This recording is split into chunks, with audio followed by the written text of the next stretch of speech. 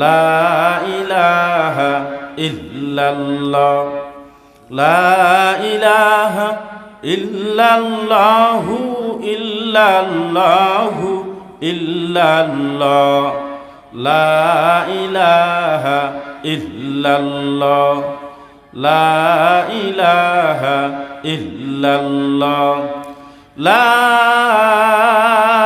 ইলাহা ইল্লাল্লাহু মুহাম্মাদুর রাসূলুল্লাহ সাল্লাল্লাহু আলাইহি ওয়াসাল্লাম। আল্লাহ আল্লাহ আল্লাহ আল্লাহ আল্লাহ আল্লাহ আল্লাহ আল্লাহ আল্লাহ আল্লাহ আল্লাহ আল্লাহ আল্লাহ আল্লাহ আল্লাহ আল্লাহ আল্লাহ আল্লাহ লা ইলাহা ইল্লাল্লাহু মুহাম্মাদুর রাসূলুল্লাহ সাল্লাল্লাহু আলাইহি ওয়াসাল্লাম। আল্লাহুম্মা সাল্লি আলা মুহাম্মাদ ওয়া আলা আলি মুহাম্মাদ কামা সাল্লাইতা আলা ইব্রাহিম ওয়া আলা আলি ইব্রাহিম ইন্নাকা হামিদুম মাজিদ।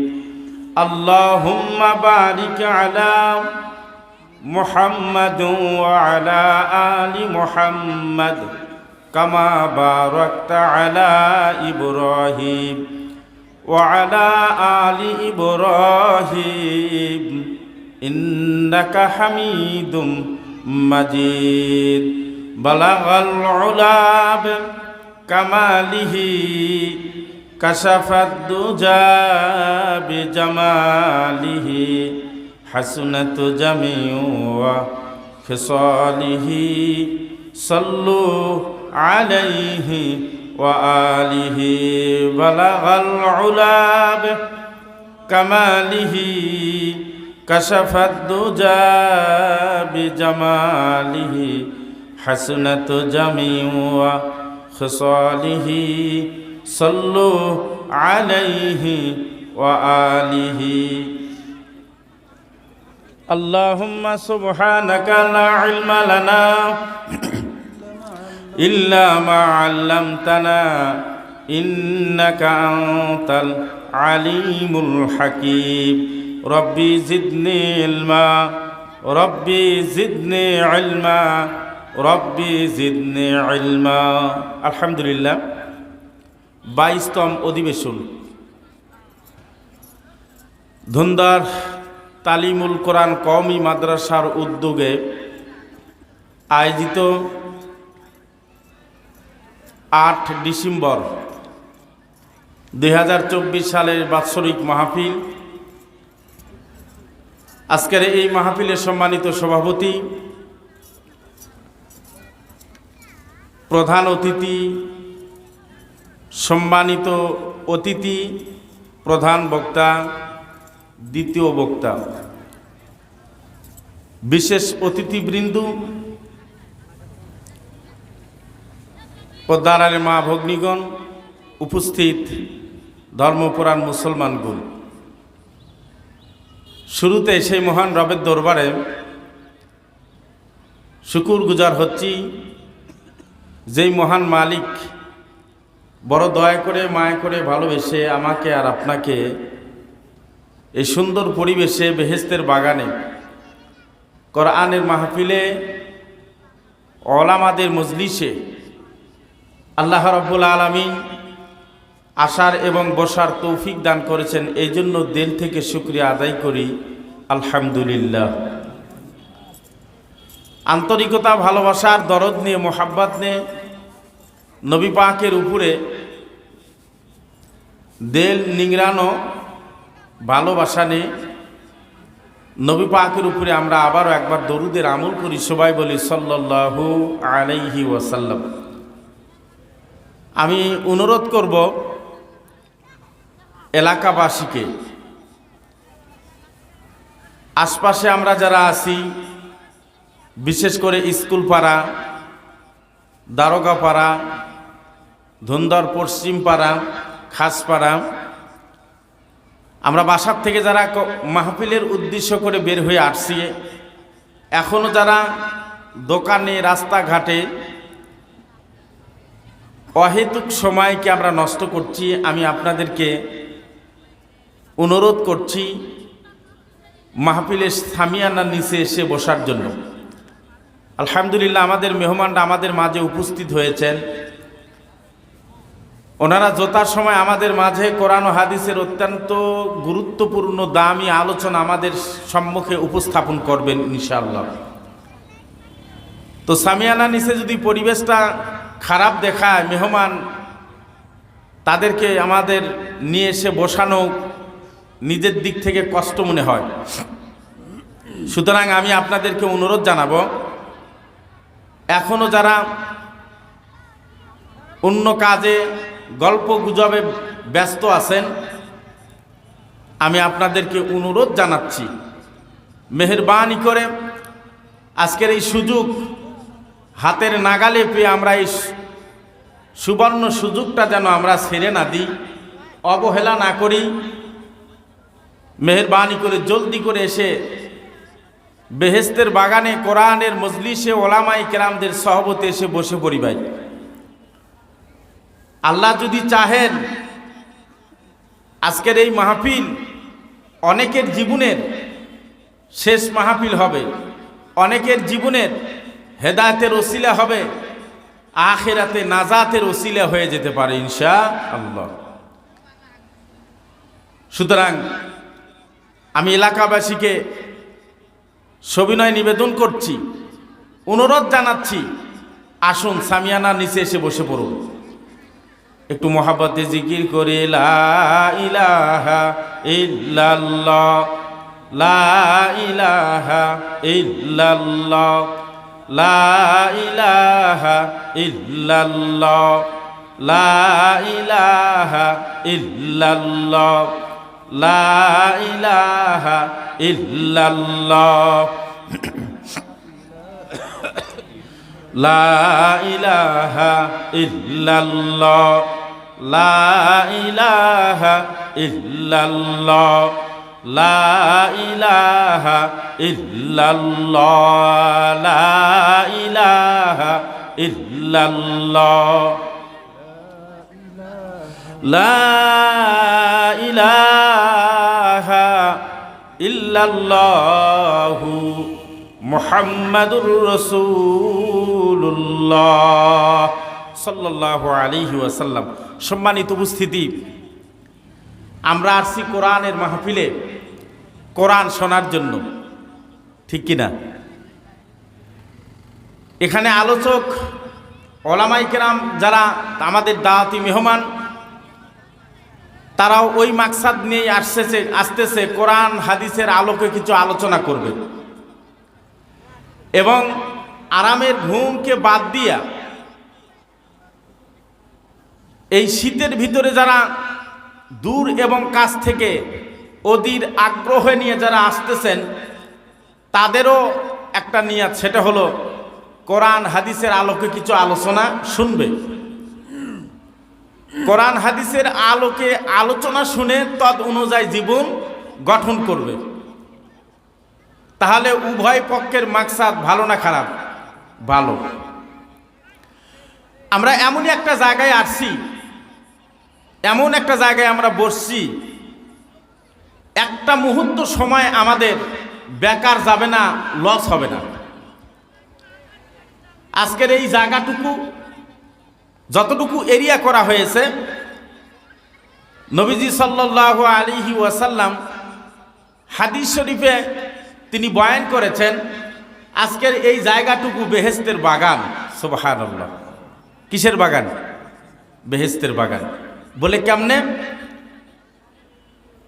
রাসূল কারীম সাল্লাল্লাহু আলাইহি ওয়াসাল্লাম সাহাবা ইকরামদের সম্মুখে এই হাদিসটা বয়ান করলেন। হাদিস হলো এই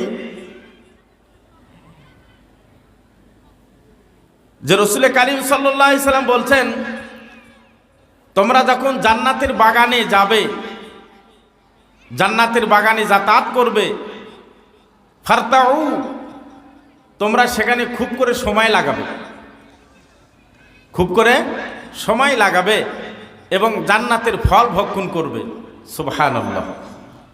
জান্নাতের বাগানে সময় কম লাগানোর কথা নবী বলছেন না বেশি লাগানোর কথা বলছেন? বেশি লাগানোর কথা বলছেন। এবং জান্নাতের ফল ভক্ষণ করার কথা বলেছেন।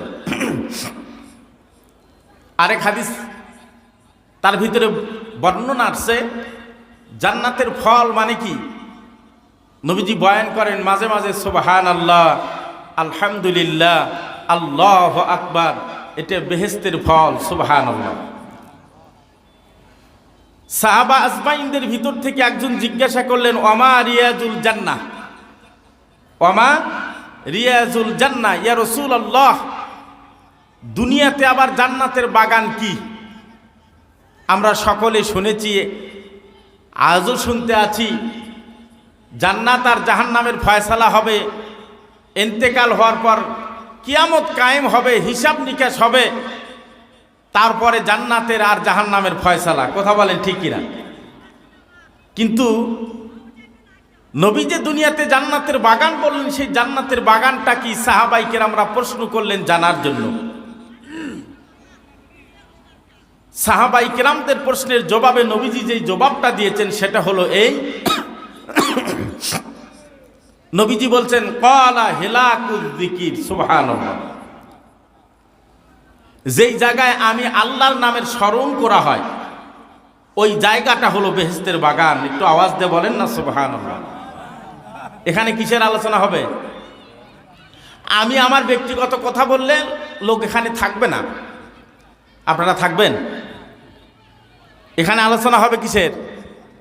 কোরআনের। কোরআনটা কি আমাদের একটু জানা দরকার। যেটা আমি জানি না, যেই বিষয়ের আমার এলেম নাই, জ্ঞান নাই, ধারণা নাই, তার প্রতি আমার গুরুত্ব কম না বেশি? কম। কিন্তু যেই বিষয়ের প্রতি আমার গুরুত্ব জানা আছে ওই বিষয়ের আমার গুরুত্ব এমনি এমনি দিলের ভিতরে পয়দা হয়ে যায়। দেখেন না, একটা শিশু সন্তান 3-4-5 বছরের সন্তানকে হাতে টাকা দিলে নিয়ে মুখের ভিতরে দেয়। কি কথা ঠিক না? আর একটা 7-8 বছরের সন্তানকে যদি আপনি 50 টাকার নোট দেন, টাকা মুখের ভিতরে দিবে না দিয়ে দৌড়ে দোকানের দিকে যাবে। কারণ তার বুঝ হয়েছে এই 50 টাকার নোট দিয়ে কি হবে। আর ওই 3-4 বছরের শিশুর এখনো বুঝ হয় না এটা কয় টাকার নোট, আর এ দিয়ে কি ফায়দা হবে এইটা বুঝে না, এই জন্য নেওয়ার সাথে সাথে মুখে ঢুকাই দেয়। তো কোরআনুল কারীমটা কি? কোরআনুল কারীমটা কি এটা আমাদের আগে জানা দরকার। রাসূল কারীম সাল্লাল্লাহু আলাইহি সাল্লাম বললেন যেই জায়গায় আমার আলোচনা হয় সেটা হলো বেহেশতের বাগান। এখন আলোচনা বলতে, জিকির বলতে আমরা তো একটা ধারণা করে বসে আছি। যারা আল্লাহওয়ালাদের খানকায় যায়, যারা আল্লাহওয়ালাদের সহবতে যে মুরিদ নিছে, বায়াত গ্রহণ করছে, এরা যে সকাল আর সন্ধ্যা এবং সাপ্তাহিক এবং মাসিক ইজতেমায় যে জিকির আজকার করে এর নাম হলো জিকির না। কোরআনুল কারীম কার কিতাব? এই কোরআনুল কারীমটা কার কিতাব? আল্লাহর কিতাব। কোরআনুল কারীম কার কিতাব? আল্লাহ রাব্বুল আলামিন কোরআনুল কারীমের ভিতরে তার নবীকে জানায়া দিলেন কিতাবুন আনজালনাহু ইলাইক। ওগো নবী, এই কোরআনুল কারীম আমি আল্লাহ আমার পক্ষ থেকে আপনার উপরে নাজিল করেছি। কেন নাজিল করেছি জানো গো নবী? লিতুখরিজান নাস, মানুষকে বের করার জন্য, মিনাজ-জুলুমাত, অন্ধকার থেকে, ইলান নূর, আলোর দিকে। এই কোরআনুল কারীম দিয়ে মানুষদেরকে অন্ধকার থেকে আলোর দিকে বের করে নিয়ে যাবেন, এই জন্য আপনার উপরে কোরআন নাজিল করেছি। সুবহানাল্লাহ। তাহলে আমরা বুঝতে পারলাম কোরআনুল কারীম আমার আল্লাহর কিতাব। কার কিতাব? এটা আল্লাহ তাআলার কিতাব। শুধু কিতাবই না, রসুল কারীম সাল্লাল্লাহু আলাইহি ওয়াসাল্লাম হাদিস শরীফের বয়ান করেছেন, ইরশাদ করেছেন, তামাম পৃথিবীর উম্মাতদেরকে আমার নবী ডেকে ডেকে বলেছেন, তাবাররাক বিল কোরআন ফা ইন্নাহু কালামুল্লাহ। ও পৃথিবীর মানুষ, তোমরা আমার মাওলাই কারিমের নাজিলকৃত কিতাব থেকে তোমরা বরকত নাও, কারণ এই কোরআনুল কারিমের প্রত্যেকটা কথা আমার আল্লাহর। কোরআনুল কারিমের প্রত্যেকটা কথা কার? জোরে বলেন। এই কোরআনুল কারিমের প্রত্যেকটা কথা আমার আল্লাহর। এই কোরআনুল কারিম থেকে আলোচনা করলে কার আলোচনা করা হয়? আল্লাহর নবী বললে যেই জায়গায় আমার আলোচনা করা হয়, আমার মুযাকারা করা হয়, ওই জায়গাটা হলো বেহেশতের বাগান। আল্লাহর বান্দারা, আল্লাহ রাব্বুল আলামিন কোরআনে হাকিমের ভিতরে বলছেন, ওয়ালাকাদ জারানা লি জাহান্নামা কাসীরাম মিনাল জিন্নি ওয়াল ইনস। ভালো করে শুনেন, আল্লাহ তাআলা বলেন জান্নাতি মানুষের সংখ্যা খুবই কম হবে, জাহান্নামী মানুষের সংখ্যা বেশি হবে। জান্নাতি মানুষের সংখ্যা কম হবে, জাহান্নামী মানুষের সংখ্যা বেশি হবে। হাজার ব্যবস্থাপনা করে কি করবেন? সুন্দর পরিবেশ করে লাভ নাই। কোরআনুল কারিমের আওয়াজ সকলের কানে ঢুকবে না, কোরআনুল কারিমের আজমত সকলের দিলে ঢুকবে না। আল্লাহর বান্দারা, জাতিতে আমরা মুসলমান, সৃষ্টির দিক দিয়ে আমরা সেরা। আজকে যদি আমি জানতাম আমি কে আর এই কোরআনুল কারিম কি, এটা যদি আমার জানা থাকতো, এটা যদি আমার বোঝা থাকতো, আমার দিলের ভিতরে যদি এর আজমত ঢুকে যেত, আসরের পূর্বে থেকে এই মাহফিলে বসার জন্য মানুষ সিরিয়াল নিত, আমার আপনার প্রথম কাতারে জায়গা হতো না। ঠিক না ভাই? ঠিক। এ আল্লাহর বান্দারা, কোরআনুল কারীম আমার আল্লাহ তাআলা নাজিল করেছেন তদানীন্তনকালে বিশ্ব নবীজির উপরে। আমার আল্লাহ তাআলা তার নবীকে জানায় দিলেন, ওগো নবী, আপনি কি জানেন এই কোরআনুল কারীমটা কি? আল্লাহ তাআলা জবাব দিয়ে দিলেন, কিতাবুন আনজালনাহু ইলাইক। এই কিতাবটা আমি আল্লাহ তাআলা আপনার উপরে নাজিল করেছি। যদি প্রশ্ন করি আমি, আর আপনি কেন নাজিল করলেন? আমার আল্লাহ তাআলা জবাব দিচ্ছেন, লিতুখরিজান নাসা মিনাজ যুলুমাতি ইলান নূর। এই কোরআনুল কারীম এই জন্য দিয়েছি, তামাম পৃথিবীর মানুষ শিরক বেদাত আর কুফুরির ভিতরে, অন্ধকারের ভিতরে পড়ে গেছে। এই কোরআন নামক ম্যাগনেট শক্তি আর পাওয়ার নিয়ে আপনি ময়দানে নামবেন। এই কোরআন দিয়ে সমস্ত কুফুরির অন্ধকার দূর করে এলান নূর, আমার মাওলাই কারিমের একত্ববাদের আলো ছড়ায়া দিবে। জোরে বলেন সুবহানাল্লাহ। এ আল্লাহর বান্দারা, আল্লাহ রাব্বুল আলামিন এমন একটা নিয়ামত আমাদেরকে দান করেছেন, একটু ভালো করে শোনেন। পৃথিবীতে এমন একটা কিতাবের নাম কোনো বাপের বেটা আজ পর্যন্ত বলতে পারে নাই। আমাদের এলাকায় যদি চ্যালেঞ্জ করা হয় কেউ পারবে না। শুধু আজকে নয়, তদানীন্তনকাল থেকে কিয়ামত পর্যন্ত কোনো মানুষকে যদি জিম্মাদারি দেওয়া হয়, একটা ব্যক্তিও পাবে না, বলতে পারবে না যে এমন একটা কিতাব দুনিয়াতে আছে যে কিতাব তেলাওয়াত করলে, পাঠ করলে নেকি হয়। আছে নাকি দুনিয়াতে? দুনিয়াতে এমন কোন একটা কিতাব বের করতে পারবেন না। আজ পর্যন্ত আমার কানে এই আওয়াজ আসে নাই যেই কিতাব তেলাওয়াত করলে, পাঠ করলে সওয়াব হয়, এমন কোন কিতাব দুনিয়াতে নাই রে বাবা। কিন্তু আমার আল্লাহ তাআলা আখিরি জামানার নবীর উম্মতের উপরে, বিশ্ব নবীজির উপরে যেই কোরআনুল কারীমটা নাজিল করেছে, এই কোরআনুল কারীমের বরকত আর ফসল আমাদের জন্য কি হবে? নবী বলেন, এই কোরআনুল কারীমের একটা অক্ষর যদি কেউ তেলাওয়াত করে, 10টা নেকি সঙ্গে সঙ্গে আমার আল্লাহ তার আমলনামায় দান করে। কয়টা নেকি বাবা? কয়টা নেকি? একটা অক্ষরে যদি 10টা নেকি হয়, একটা অক্ষরে যদি 10টা নেকি হয়, এই কোরআনুল কারীম তেলাওয়াত করলে নেকি হয়, যিনি তেলাওয়াত করবেন তার আমলনামায় আমার আল্লাহ তাআলা 10টা নেকি লিখে দিবেন। যিনি মোহাব্বতের কানে শুনবেন, যিনি শ্রবণ করবেন তার আমলনামাও আমার আল্লাহ তাআলা সব দান করবে। কোনো মানুষ যদি মোহাব্বতের সাথে কোরআনুল কারীমকে চায়ে চায়ে দেখে, তাও তার আমলনামায় আমার আল্লাহ তাআলা সব লিখে দেন। সুবহানাল্লাহ বলেন। এই আল্লাহর বান্দারা, আমরা আখিরি জামানার নবীর উম্মত, আমাদের হায়াত খুবই কম। আমাদের হায়াত কম না বেশি? মুসা আলাইহিস সালামের, নূহ আলাইহিস সালামের, এগুলো নবীর ইতিহাস তালাশ করে দেখেন। মুসা আলাইহিস সালামের কাছে এক বুড়িমা আসছে, 400 বছরের একটা ছেলে মারা গেছে। কত বছরের? আল্লাহু আকবার। বুড়ি এসে বলতেছেন, পয়গম্বর, এত অল্প বয়সে আমার ছেলেটা মারা গেল। 400 বছর পর মরছে। বলতেছে, পয়গম্বর, এটা আমার অভিযোগ, 400 বছর সবে মাত্র আমার এই ছেলেটা মারা গেল। মুসা আলাইহিস সালাম বলতেছে, বুড়িমা, 400 বছর পর মরছে, তাও অভিযোগ? তাহলে একটা ঘটনা শোনেন। কয়, কি ঘটনা? শেষ জামানার নবীর উম্মতের খবর শুনেন। কয়, তাদের সর্বোচ্চ 60-70-100 বছর হায়াত হবে। 60-70? বুড়ি মাথায় হাত দিয়ে বসে পড়ছে। হ্যাঁ, বলেন কি? এরা কখন দুনিয়াতে আসবে, কখন বড় হবে, কখন বিবাহ শাদী, সংসার, চাকরি বাকরি, এরপরে নাতিপুতি ছেলেবে? মুসা আলাইহিস সালাম বললেন, বুড়িমা, সব হবে। আমার আপনার যা চলছে তাদেরও তাই হবে। সুবহানাল্লাহ।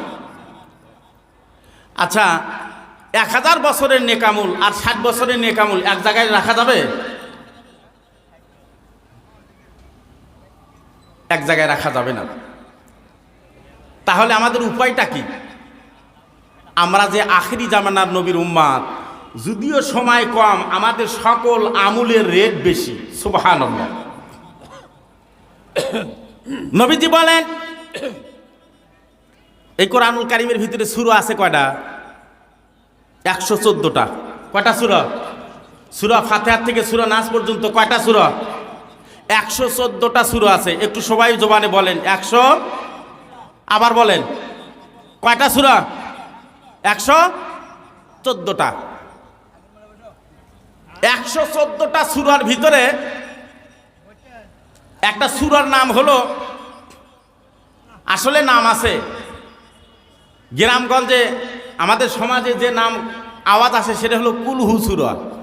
আমরা বলি কি বলি না? কয়, এই কুলহু সূরা পারিস? এই কুলহু সূরার আসল নাম হলো ইখলাস, সূরাতুল ইখলাস। নবীজি বলছেন, কোন উম্মত যদি মুহাব্বতের সাথে সূরাতুল ইখলাস 3 বার পড়ে, একবার কোরআনুল কারীম খতম করার সব তার আমলনামায় আল্লাহ দান করে। হায়াত যদিও কম হয়, সুযোগ কম না বেশি? জোরে বলেন, সুযোগ বেশি। 3 বার যদি সূরা ইখলাস পড়তে পারি, মুহাব্বতের সাথে সহি শুদ্ধ করে 3 বার যদি সূরাতুল ইখলাস পড়তে পারি, আমার আল্লাহ তাআলা এমন রহমান, এমন দয়ালু, আখেরি জামানার নবীর উপরে একটা কোরআনুল কারীম একবার খতম করলে যেই নেকি হবে, বান্দার আমলনামায় ওই নেকি দান করবেন। আল্লাহর বান্দারা, এই কোরআনুল কারীম এমন একটা নিয়ামত আমার আল্লাহ তাআলা আমাদেরকে দান করেছে, আমরা বোঝার চেষ্টা করলাম না। আল্লাহর বান্দারা, এই কোরআনুল কারীম যিনি হিফজ করবেন, মুখস্থ করবেন, তদ অনুযায়ী জীবনযাপন করবেন, লাভ কি জানেন? আমার নবী জনাবে মুহাম্মদুর রাসূলুল্লাহ সাল্লাল্লাহু তাআলা আলাইহি ওয়াসাল্লাম বয়ান করেন, ও আমার উম্মতেরা শোনো, হাফেজের বাবা হও, হাফেজের মা হও, লাভ কি হবে শোনো। কিয়ামতের ময়দানে একজন হাফেজের বাবাকে, একজন হক্কানি আলিমের বাবাকে আমার আল্লাহ তাআলা নূরের টুপি পরায় দিবে। কিসের টুপি? সুবহানাল্লাহ। এই মহা বিপদের কালে একজন হাফেজ, একজন মাওলানার বাবার মাথায় যখন নূরের টুপি দিবে, কি যে আনন্দ! আল্লাহ রাব্বুল আলামিন বলবেন, এ হাফেজ শুধু তেলাওয়াত করতে পারতো, কোরআনুল কারীম কি বলে মালুম নেহি হয়, বুঝে না, জানে না, অর্থ করতে পারে না, শুধু তেলাওয়াত করে মহব্বতে। নবী বলবেন, নবী বলেছেন, আল্লাহ তাআলা তাকে ডাক দিয়ে বলবেন, হে হাফেজ সাহেব, দুনিয়াতে তুমি তো মেহনত করে আমার কালাম না দেখেই পড়তে পারতে। আজকে আমার সম্মুখে একটু কোরআনুল কারিমটা তেলাওয়াত করো, একটা করে আয়াতে কারিমা তেলাওয়াত করবা, আর একটা করে জান্নাতের তালা উপর দিকে উঠিয়ে যাবা।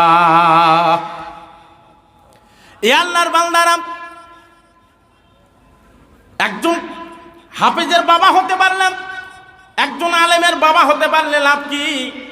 নবীজি বয়ান করেছেন, একজন হাফেজে কোরআন, একজন হক্কানি আলেম, কোরআনুল কারীম বিশ্ব নবীজির সুন্নাহ মোবারক যারা আদর্শ অনুযায়ী যারা জীবন যাপন করবে, তার বংশের ভিতর থেকে 10 জন, ভালো করে শুনেন, 10 জন এমন মানুষকে সুপারিশ করে জান্নাতে নিয়ে যাবেন, আমার আল্লাহ পাওয়ার দিবেন। নির্ঘাত জাহান্নামের অর্ডার হয়ে গেছে, এই জাহান্নামের ফয়সালা হয়ে গেছে, এমন 10 জন জাহান্নামীকে একজন হাফেজে কোরআন, একজন আলেম সুপারিশ করে জান্নাতে নিয়ে যাওয়ার পাওয়ার পেয়ে যাবে। হাফেজ বলবে, বাবা তুমি কেন জাহান্নামে যাও? কয় আমার জাহান্নামের ফয়সালা হয়ে গেছে। হাফেজ সাহেব তখন বলবে, না, আমার বাবাকে জাহান্নামে দিলে আমি জান্নাতে যাব না। সুবহানাল্লাহ। আল্লাহর বান্দারা, আজকে দুনিয়ার সব এলেম আমি বুঝলাম, দুনিয়ার সব জায়গার মর্যাদা আমি বুঝলাম, কোরআনের মর্যাদা বুঝলাম না, কোরআনের মাহফিলের মর্যাদা বুঝলাম না, আলেমদের মর্যাদা আমরা বুঝলাম না। ভাই, কার পিছনে লেগে আমরা সময়টা নষ্ট করছি? এই দুনিয়া কিন্তু কিছুই না। কোন সময় কখন যেন আমাকে আপনাকে ধাক্কা দিয়ে মাটির গোডাউনে দুনিয়া ফালায় দিবে, কিঞ্চিত পরিমাণে কোনো মায়া দয়া করবে না। কথা বলেন ঠিক কিনা?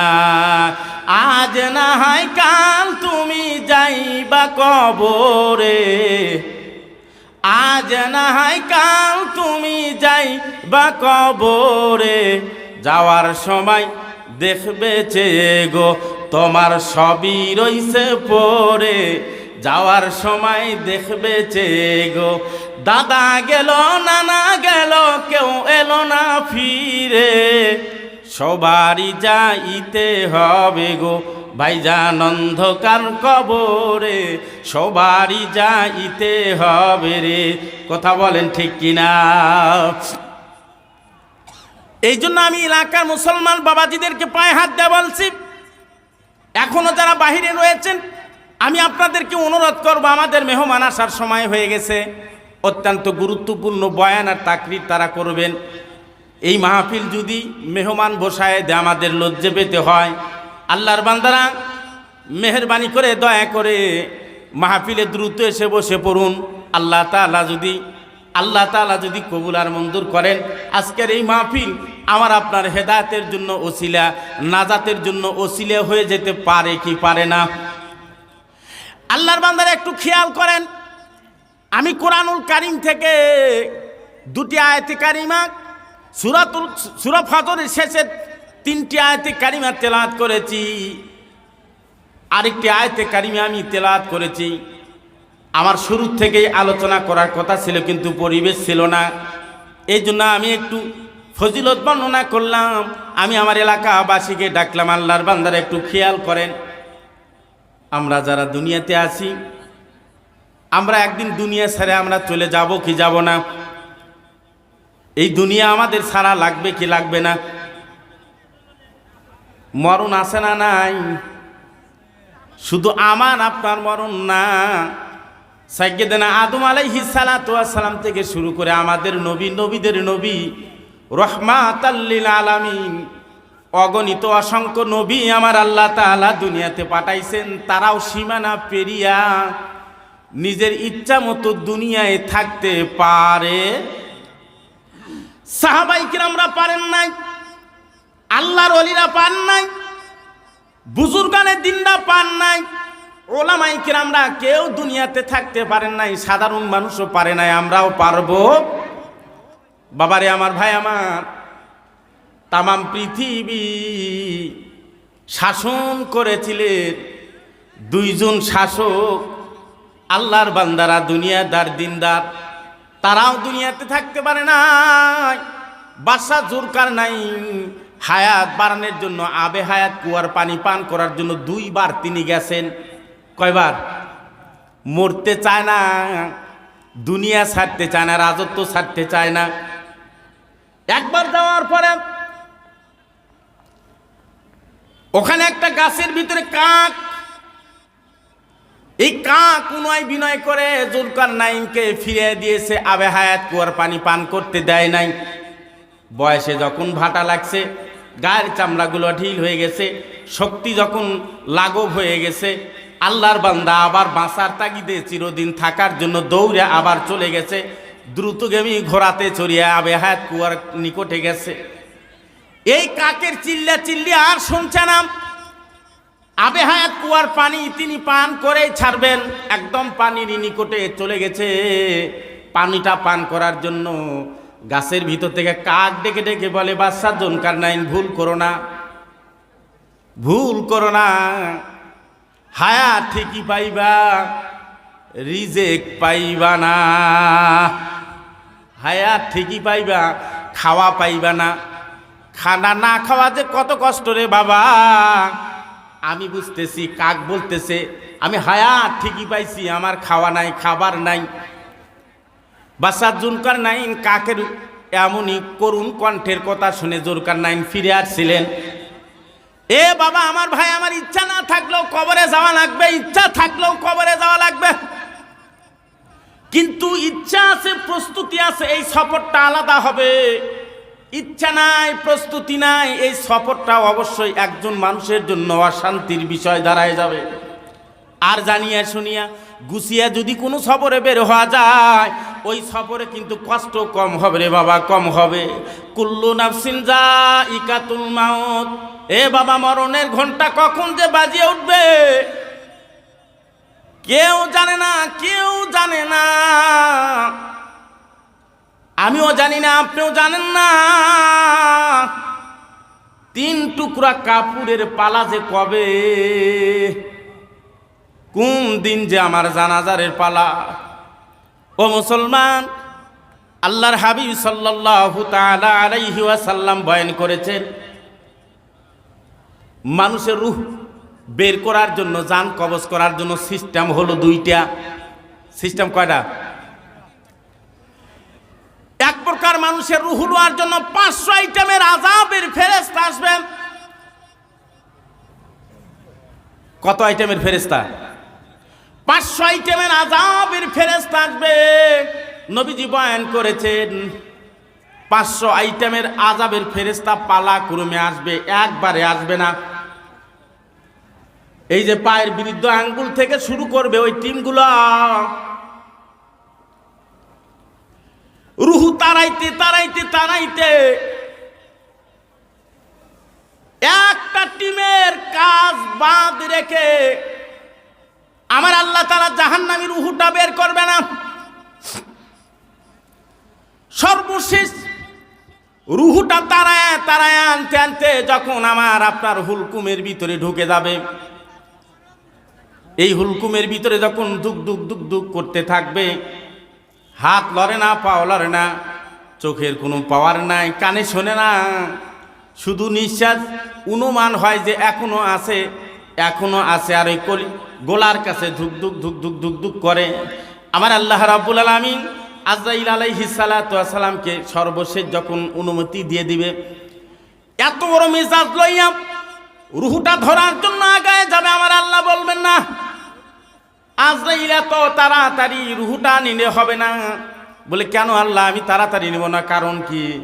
আল্লাহ বলবেন, বড় শখ করে, বড় ইচ্ছা করে জাহান্নাম কামাই করছে, জাহান্নাম না দেখাইয়া ওরে রুহু কবজ করা যাবে না, বের করা যাবে না। আমার আল্লাহ তাআলা বলবেন, একটু খামোশ ও মুসলমান। এই ব্যক্তি তখন আমার আল্লাহ তাআলা কেমনে জাহান্নাম দেখাবে? আমরা স্বপ্নের ভিতরে সাপ দেখি, পুলিশে দাবড়ায়, বাঘে দাবড়ায়, কুকুরে দাবড়ায়, এরকম স্বপ্ন আমরা দেখি কি দেখি না? আমার আল্লাহ তাআলা ঘুমের মতন তন্দ্রা ভাব দেবেন ওই মানুষকে। আমার আল্লাহ তাআলা তন্দ্রা ভাব দেওয়ার পরে তার চক্ষুদ্বয় দুটা এমনভাবে খুলে দিবেন, স্বপ্নের ভিতরে আমরা যেমন নাকি দেখি, তিনি ওই তন্দ্রা ভাবের ভিতরে দেখবেন জাহান্নামের দরজাগুলো খুলে গেছে, জাহান্নামের আগুনগুলা দাও দাও দাও দাও করে জ্বলছে, আর সাপ বিচ্ছুগুলো হাঁ করে করে হুঙ্কার দিয়ে দিয়ে তার কাছে আগায় আসতেছে। এমন দৃশ্য দেখার পরে আল্লাহর বান্দা যখন দৌড়ঝাঁপ পাড়তে থাকবে, রুহ নিয়ে যখন দৌড়াইবে, আল্লাহর বান্দারা এমন অবস্থার ভিতরে যখন রুহুটা দৌড়াদৌড়ি করবে দৌড়াদৌড়ি করবে, এমন দৃশ্যের ভিতর দিয়া, এমন দৃশ্য দেখার পরে আমার আল্লাহ তাআলা বলবেন, আজরাইল আর দেরি করা যাবে না, আর দেরি করা যাবে না, এ রুহুটা এখন বের করে ল লাগবে, এ রুহুটা বের করে ল লাগবে। রুহু ধরা দিতে চাবে না আজরাইল আলাইহিস সালাতু ওয়াস সালাম। রুহুটা ধরার জন্য এ আল্লাহর বান্দারা ইমাম গাজ্জালী দাখাইকুল আকবার কিতাবের ভিতরে লেখে, একজন নাফরমানের রুহু কেমন করে বের করা হয়, যাতাই যেমন ডাল পিছে গোসল করার পরে আমি আপনি যেমন লঙ্গি থেকে পানি নিংড়াই, আল্লাহর বান্দারা নবী আমার মেরাজে যেদিন যান চতুর্থ আসমানে ইদ্রিস আলাইহিস সালাতু ওয়াস সালামের সঙ্গে সাক্ষাৎ। ইদ্রিস আলাইহিস সালাতু ওয়াস সালাম বললেন আল্লাহর কাছে আমার নবীর সঙ্গে পরিচয় হয়ে গেল, অনেক লম্বা আলোচনা, সেটা নয়, এখান থেকে আমি একটি কথা আপনাদেরকে অনুমান করার জন্য বলছি। নবী আমার কথা বলার পরে পরিচয় হওয়ার পরে জিজ্ঞাসা করলেন, ভাই ইদ্রিস, আপনি জীবিত অবস্থায় চতুর্থ আসমানে এসেছেন, আবার আল্লাহ আপনাকে এই চতুর্থ আসমানে জীবিত করে এখানে অবস্থান দিয়ে দিছে, আপনি কি একটু বলবেন আজরাইল যেদিন রুহুটা বের করে নিল কেমন লাগলো, কেমন হয়েছিল? ইদ্রিস আলাইহিস সালাতু ওয়াস সালাম ডাক দিয়ে বলেন, ইয়া রাসূলুল্লাহ, কি বলবো, একটা তুলার বস্তার ভিতরে কাঁটা যুক্ত কোন ডাল দিয়ে যদি টান দেওয়া যায় তুলা যেমন সব বের হয়ে আসে, একটা তেলের কড়াই চুলার উপরে দেওয়ার পরে তেলটা গরম করার পরে একটা পাখির হাত আর পাকা বেঁধে গরম তেলের ভিতরে ছেড়ে দিলে নীরবে যেমন নাকি ভাজা হয়ে যাবে, আমার রুহুটা যখন আজরাইল হাত দিয়ে নিল এইরকম মনে হলো, এইরকম মনে হলো। আল্লাহর বান্দারা জাহান্নামী ফেরেশতারা নিয়ে রওনা দিবে, আর এক প্রকার মানুষের জান্নাতি মানুষদেরকে, ঈমানদারদেরকে এমন ভাবে আমার আল্লাহ তাআলা দুনিয়ার জমিন থেকে নেবেন। একটু ভালো করে শুনেন, জান্নাতি মানুষের মওত কেমন হবে? আমার আল্লাহ তাআলা কোরআনুল কারীমে ডাক দিয়ে বলেন, ইয়া আইয়াতুহান নাফসুল মুতমাইন্নাহ, হে মুতমাইন্নাত, ইরজিই ইলা রাব্বিকি রাদিয়াতাম মারদিয়া ফাদখুলি ফি ইবাদি ওয়াদখুলি জান্নাতি। আল্লাহ তাআলা ডাক দিবেন নফসে মুতমাইন্না, নফসে মুতমাইন্না যারা আমার আল্লাহ তাআলা এদেরকে ডাক দিবেন, হে নফসে মুতমাইন্না, ফিরে আসো, আমি আল্লাহর কাছে তোমরা ফিরে আসো। দুনিয়ার জীবনে তোমরা আমার হুকুমের প্রতি রাজি ছিলা, খুশি ছিলা, আজকে ফলাফল ঘোষণা করতেছি, আজকে আমি আল্লাহ ঘোষণা করতেছি, আজকে আমি আল্লাহ বলে দিলাম আমিও তোমাদের উপরে রাজি। বান্দা যেন তখন বলবেন, আল্লাহ আমি যখন পাস করেছি আমারে কিছু দিবেন না? আল্লাহ যেন বলতেছেন হ্যাঁ হ্যাঁ দিব দিব, বলে আল্লাহ কি দিবে? আমার আল্লাহ তাআলা বলেন, ফাদখুলি ফি ইবাদি, তুমি আজকে আমার দলভুক্ত, আমার নেককার বান্দাদের দলে ঢুকে যাও, সুবহানাল্লাহ। ওয়াদখুলি জান্নাতি, তাদের সঙ্গে তুমিও জান্নাতে চলে যাও, সুবহানাল্লাহ। এই আল্লাহর বান্দারা, এমন মরণ আমরা চাই কি চাই না? মরণের সময় আমার আল্লাহ যেন ডাক দিয়ে বলেন, বান্দা আমি তোর প্রতি রাজি, তোর প্রতি খুশি আছি, তুই চলে আয়। আল্লাহু আকবার। কারি তৈয়ব সাহেব রহমাতুল্লাহ আলাইহি তার কিতাবে লেখেন, এই ডাকটা জান্নাতি মানুষের মরণের সময় আমার আল্লাহ দিবেন। আল্লাহু আকবার। তবে আমাদের জানা দরকার নফসে মুতমাইন্না কাকে বলে? চারটে গুণের অধিকারী হওয়া লাগবে, আল্লাহ ডাক দিবেন। তাহলে কয়টা গুণ? আল্লাহর ইচ্ছাকে নিজের ইচ্ছা বানান লাগবে, এক নাম্বার গুণ। আল্লাহর ইচ্ছাকে আমার ইচ্ছা বানান লাগবে, আল্লাহর পছন্দ আমার পছন্দ বানান লাগবে, আল্লাহর অপছন্দ আমারও সেইটা অপছন্দ বানান লাগবে। কয়টা হলো? আল্লাহর ইচ্ছা আমার ইচ্ছা, আল্লাহর পছন্দ আমার পছন্দ, আল্লাহর অপছন্দ আমারও অপছন্দ। আল্লাহর বান্দারা তিনটা হইল না? আল্লাহর চাওয়া নিজের চাওয়া, আল্লাহর ইচ্ছা নিজের ইচ্ছা, আল্লাহর পছন্দ আমারও পছন্দ, আল্লাহর অপছন্দ আমারও অপছন্দ। এই চারটা গুণ যার ভিতরে থাকবে আল্লাহ তাআলা তাকে নফসে মুতমাইন্নাত বলে ডাক দিবেন মৌতের কালে। আল্লাহু আকবার। জাহান্নামী মানুষদেরকে আমার আল্লাহ তাআলা জাহান্নামের ফেরেশতা পাঠায় নেন। এই জান্নাতি মানুষকে আমার আল্লাহ তাআলা কেমনে দুনিয়ার জমিন থেকে নিয়ে যাবেন? ফেরেশতাকে আমার আল্লাহ তাআলা মালাকুল মউতকে যখন অর্ডার করবেন, যাও আমার বন্ধুকে আগায় নিয়ে আসো, আমার বন্ধুকে আগায় নিয়ে আসো, আমার আল্লাহ তাআলা শুধু আজরাইলকে পাঠাবে না, জান্নাত থেকে একদল ফেরেশতা তার সঙ্গে পাঠায় দিবে। সুবহানাল্লাহ। ভাই আমরা কি কোনোদিন ফেরেশতা দেখছি? মানুষ কোনোদিন ফেরেশতা দেখছে? দেখে নাই। হঠাৎ যদি ফেরেশতা আসে তাহলে বান্দা ভয় পাবে কি পাবে না? তাহলে বান্দাকে কেমনে আমার আল্লাহ তাআলা ফেরেশতার দ্বারা স্বাগতম জানাইয়া নিবেন?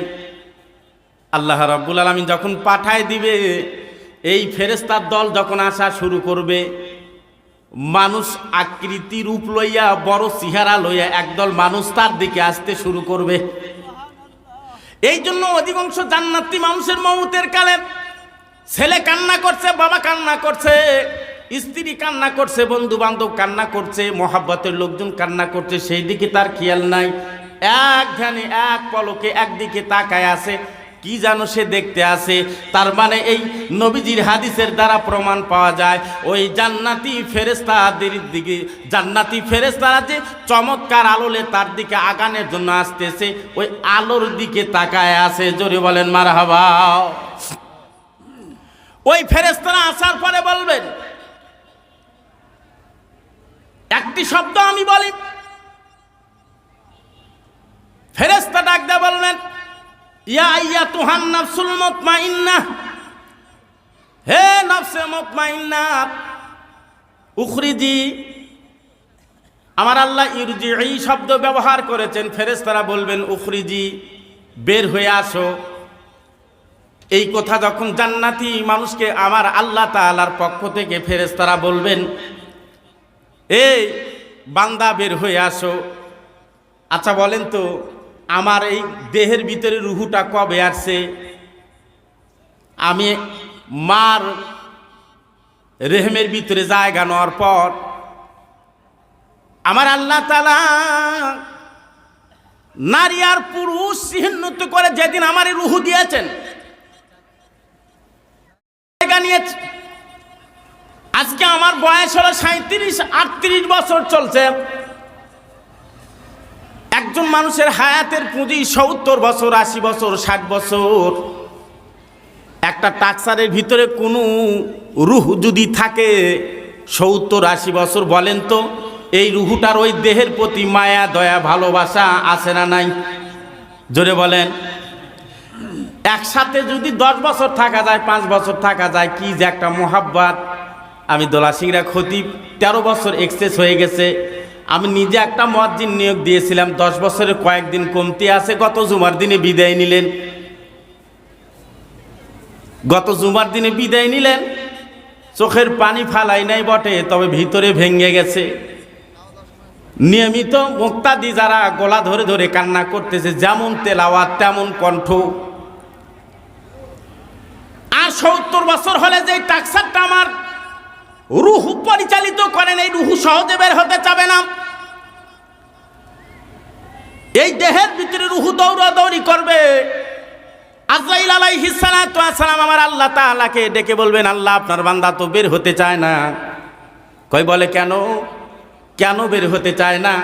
আমি পূর্বেই বলেছি, নবীজি বলছেন যিনি জান্নাত কামাই করবেন মৌতের কালে তাকে জান্নাত দেখানো হবে, যিনি জাহান্নাম কামাই করবেন মৌতের কালে জাহান্নাম দেখানো হবে। আজরাইল আলাইহিস সালাতু ওয়াস সালাম ডাক দিয়ে বলবেন, আল্লাহ বের হতে চায় না। বলে কেন বের হতে চায় না?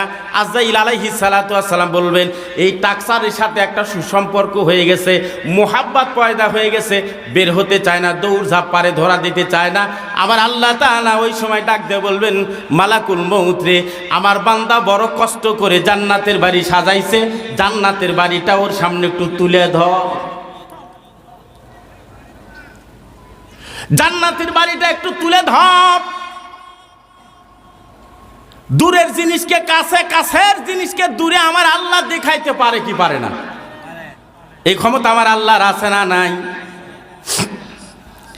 যেই ফেরেশতারা জান্নাতের দৃশ্য প্রদর্শন করবেন একজন জান্নাতি মানুষের মওতের বিছানায়, ঠিক জান্নাতি মানুষ জান্নাতের লোভে ওই বাড়ির দিকে যখন তাকাইবে, কারি তৈয়ব সাহেব রহমাতুল্লাহ আলাইহি ডাক দিয়ে বলেছেন ঠিক আমার আল্লাহ তাআলা ওই সময় ডাক দিবেন ইয়া আইয়াতুহান নাফসুল মুতমাইন্নাহ ইরজিই ইলা রাব্বিক রাদিয়াতাম মারদিয়া। আমার আল্লাহ তাআলা ডাক দিবেন এ নফসে মুতমাইন্নাহ, ফেরত আয়, তুই তো রবের কাছে ফেরত আয়। আল্লাহু আকবার বলেন, আল্লাহু আকবার। তুই তো রবের নিকটে ফেরত আয়। রাদিয়াতাম, দুনিয়ার জীবনে আমার হুকুমের প্রতি তুই রাজি ছিলি, খুশি ছিলি। আল্লাহু আকবার। মারদিয়া, আজকে আমি ফলাফল ঘোষণা করতেছি আমি আল্লাহ তোর উপরে রাজি। বান্দা তখন বলবেন আল্লাহ আমি যখন রাজি খুশির সার্টিফিকেট পাইয়াই গেছি, আপনি যখন আমার উপরে খুশি হয়ে গেছেন, তো আমারে একটু কি দিবেন, পুরস্কারটা একটু দেন। আমার আল্লাহ বলবেন যা তুই আমার নেককার বান্দাদের দলে যা, ওদের দলভুক্ত হয়ে তুইও ওদের সাথে জান্নাতে চলে যা। আল্লাহর বান্দারা, আমাদের সকল মানুষের জীবনে একটা টার্গেট থাকে, আছে না নাই? কেউ ছেলেকে ইঞ্জিনিয়ার বানানোর টার্গেট, কেউ বড় একটা দালান বানানোর টার্গেট, কারো 10 বিঘার থাক বানানোর টার্গেট, মেম্বার হওয়ার টার্গেট, চেয়ারম্যান হওয়ার টার্গেট, এমপি হওয়ার টার্গেট, মন্ত্রী হওয়ার টার্গেট। এইরকম টার্গেট আমাদের আছে না নাই? কিন্তু আল্লাহর বান্দারা, কারি তৈয়ব সাহেব রহমাতুল্লাহ আলাইহি বলেন না না না, তামাম পৃথিবীর মুসলমান, তামাম পৃথিবীর ইমানদারের একটাই টার্গেট হওয়া দরকার উচিত, আল্লাহ গো আমার মরণের সময় যেন আমার আল্লাহ আমাকে ডাক দে বলেন বান্দা আমি তোর উপরে রাজি। আল্লাহু আকবার। ভাই এরকম মৌত আমরা চাই কি চাই না? আল্লাহ যেন মৌতের সময় ডাক দে বলে হে অমুক আমি তোর উপরে রাজি, আমি তোর উপরে খুশি। এ ভাই শুধু আমরা চাইলেই হবে না, তারও চাওয়া লাগবে। আমরা চাইলেই হবে না, তেনারও চাওয়া লাগবে। আমরা একলা একলা চাইলে, প্রেম করতে চাইলে প্রেম হবে? মালিকের চাওয়া লাগবে কি লাগবে না? এমন মওতের জন্য করণীয় কি? যেই করণীয় করলে মওতের কালে আমার আল্লাহ ডাকতে বলবেন আমি রাজি। আল্লাহর বান্দারা, অভিজ্ঞ উলামায়ে কেরাম আসছেন আমাদেরকে করণীয় দিক নির্দেশনা দিবেন। মাহফিলের একটু সৌন্দর্য ফিরে আসলে আমরা মেহমান নিয়ে চলে আসব। বলে আল্লাহকে রাজি করার জন্য বহু করণীয় আছে, করণীয়র শেষ নাই। তবে এই অল্প সময়ের বাজেটের ভিতর দিয়ে আমি দু একটি কথা বলি। এই করণীয়ের জন্য আল্লাহ আমার উপরে রাজি হবেন, আল্লাহ আমার উপরে খুশি হবেন। কি করণীয়? আল্লাহর বান্দারা, আল্লাহ কখন চাবেন আমার প্রতি রাজি আর খুশি হওয়ার জন্য, এই বিষয়ে অনেক আলোচনা আছে। তবে একটা কথা বলি, আল্লাহর বান্দারা, আল্লাহকে রাজি আমরা রাখবো, রাজি করব। তবে আল্লাহকে রাজি করতে হলে, রাখতে হলে একটা আমল বেশি ইম্পর্টেন্ট। কয়টা আমল? কয়টা আমল? একটা আমল বেশি বড় গুরুত্বপূর্ণ। বলে একটা আমল হলো গুনাহ ছেড়ে দিতে হবে। সহজে বোঝার চেষ্টা করেন, গুনাহ ছেড়ে দিতে হবে। গুনাহ নিয়ে কোনোদিন আল্লাহর ভালোবাসা পাওয়া যাবে? গুনাহ নিয়ে কোনোদিন আল্লাহ রাজি খুশি পাওয়া যাবে না রে বাবা। সাহাবায়ে কেরামরা আল্লাহ রাজি খুশি পাইছেন, আল্লাহর ওলিরা আল্লাহ রাজি খুশি পাইছেন। আল্লামা রসুলপুরি রহমাতুল্লাহ আলাই কেন আল্লাহর এত প্রিয় বান্দা, চরমনায় হজরত এত কেন আল্লাহর প্রিয় বান্দা হলেন? ওই যে চট্টগ্রামের আহমদ শফি রহমাতুল্লাহ আলাই এত মর্যাদাওয়ালা কেন হলেন? আমাদের মন্দি গ্রামের কৃতি সন্তান ঐতিহ্য মরহুম মুফতি সাহেব রহমাতুল্লাহ আলাই দুনিয়ার জমিন থেকে চলে গেছেন। আমাদের প্রতি আমাদের দিলে তার এত মহব্বত কেন? ওনারা বেশি ইবাদত করেন, আমরা বেশি ইবাদত করতে পারি না, এই ব্যবধান, তাই না? আল্লাহর ওলিরা বেশি ইবাদত করে, আমরা করতে পারি না। ওনারা বেশি ইবাদত করছেন, এই জন্য আল্লাহর কাছে দামি হয়ে গিয়েছেন। না না না, এই ভুল কথাটা আমার মাথার ভিতরে আপনার মাথার ভিতরে ঢুকলে হবে না। ইবাদত তো লাগবেই, ইবাদত মাস্ট, ইবাদত লাগবেই। তবে একটা কথা জানে রাখেন, বেশি বেশি ইবাদত করলেই আল্লাহর পছন্দনীয় হওয়া যায় না। আল্লাহর পছন্দনীয় হওয়ার জন্য গুনাহমুক্ত ইবাদতের দরকার। আল্লাহর ওলিরা অল্প অল্প আমল করে আগায় যায়, আমরা এত এত আমল করি, তাও কেন আগাইতে পারি না? আমি বলবো আল্লাহওয়ালাদের আমলের তোলা আছে,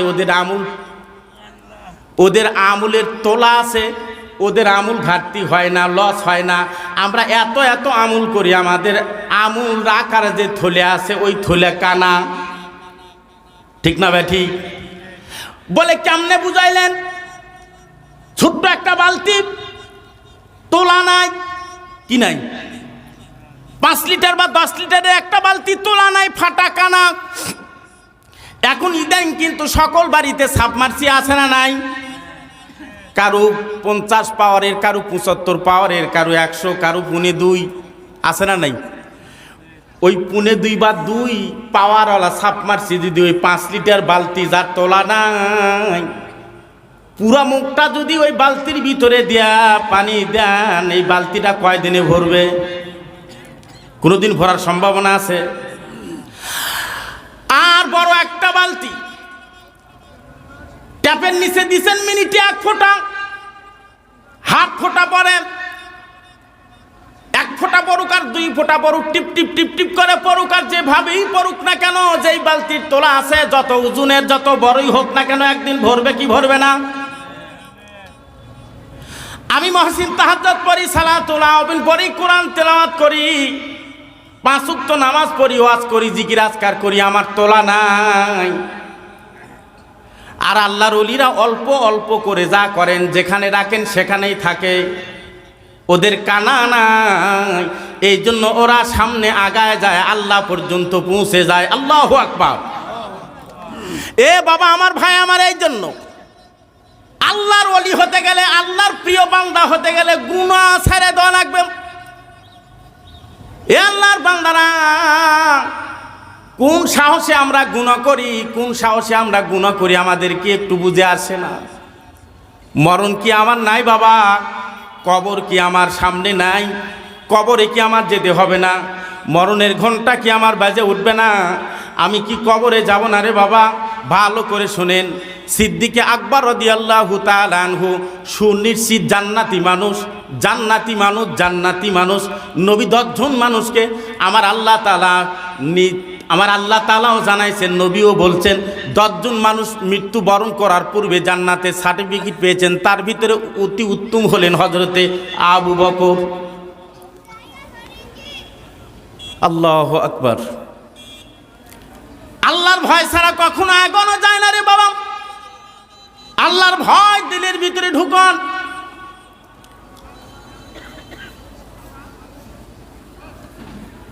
ভয়টা হলো বড় দামি জিনিস। নুজহাতুল বাসিতিন কিতাবের ভিতরে দেখলাম 22-23 বছরের একজন যুবক বাহিরে একটু বেড়ানোর স্বাদ করলেন, ইচ্ছা করলেন, অনেক টাকা পয়সা নিয়ে সফরে বের হয়েছেন। এমন এক এলাকায় যাইতে যাইতে, নিবিড় পল্লীতে যাইয়া, গহীন এলাকা, কোনো যানবাহন নাই, হেঁটে হেঁটে তাকে সফর করতে হচ্ছে। দোকানপাটও নাই, খাবারের ব্যবস্থা নাই, মোটামুটি তাওয়াক্কুলের উপরে চলে, কারো কাছে হাত পাততেও সে রাজি নাই। একিনওয়ালা মানুষ, খানা নাই, দোকানপাট নাই, কেমনে চলে? নদীর কিনারা দিয়ে হাঁটতেছে, পানি কল কল কল কল করে নিজ দিকে যায়, শক্তিহীন হয়ে গেছে। নীরবে মনে মনে কল্পনা করছেন আমার আল্লাহর নাম রাজ্জাক, উত্তম রিজেক দাতা। আমি যে না খেয়ে আছি তিনি দেখতে আছেন। সুবহানাল্লাহ। আল্লাহ দেখেন কি দেখেন না? দেখে না? রাত্রে গুনাহ করলেও আমার আল্লাহ দেখে, দিনে গুনাহ করলে কে দেখেন?